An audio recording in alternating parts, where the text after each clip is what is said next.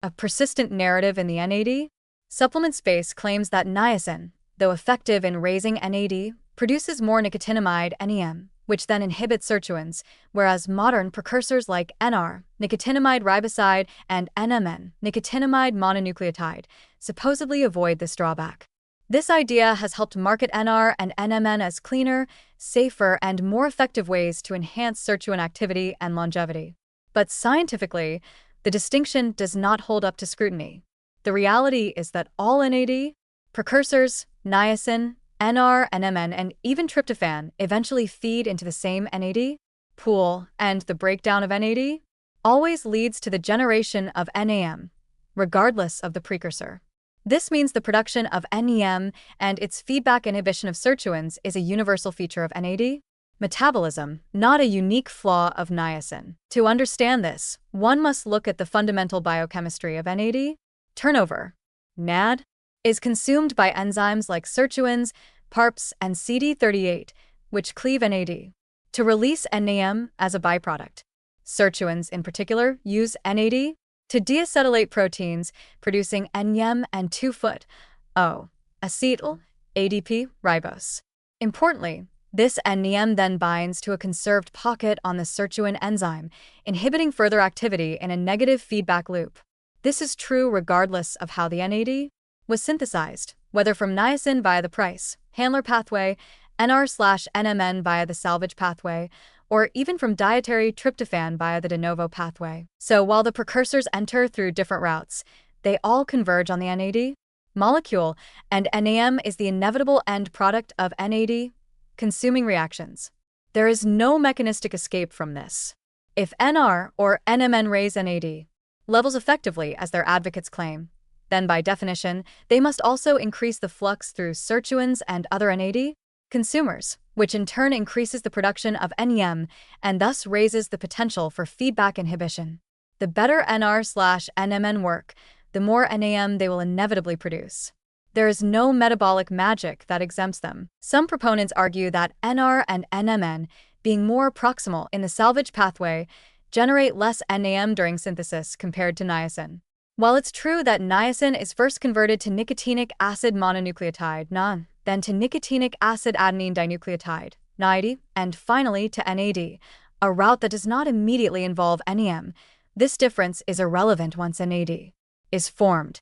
All functional benefits come from the consumption of NAD, not its synthesis per se, and that consumption always leads to NEM production. Moreover, studies have shown that high-dose NR and NMN supplementation can lead to an accumulation of NEM and its methylated derivatives, like MeNAM, Me, 2-PY, and Me4-PY, in plasma and tissues, especially when clearance pathways are overwhelmed. These methylated metabolites are not benign. Elevated levels have been linked to hepatic stress and renal burden, particularly when nicotinamide N-methyltransferase, NNMT, activity is high.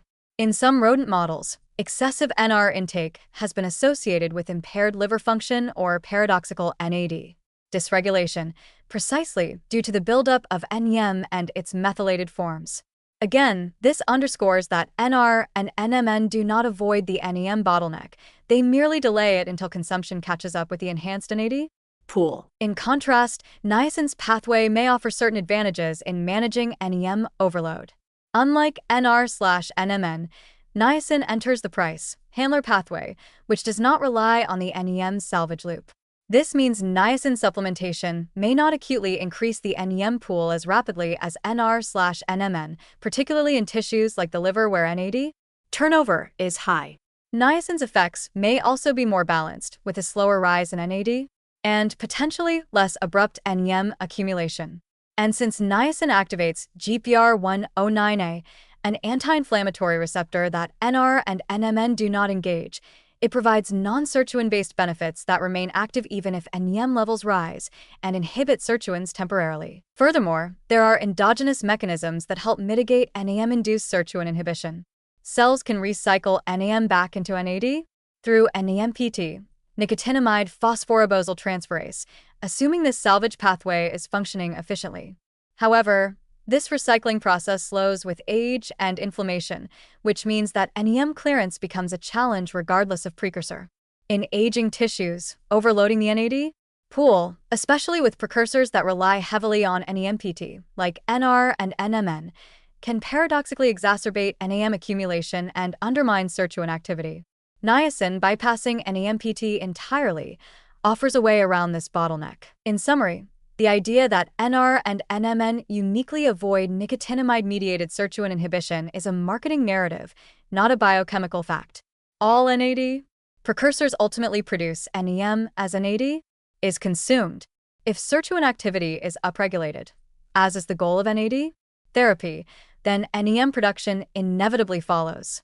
The true solution to NEM-mediated inhibition may lie not in choosing the cleanest precursor, but in supporting NEM clearance, balancing NAD synthesis with consumption, and tailoring interventions to tissue-specific dynamics. And in that broader context, niacin is not a clumsy relic. It is a strategic, often underappreciated tool with its own biochemical advantages.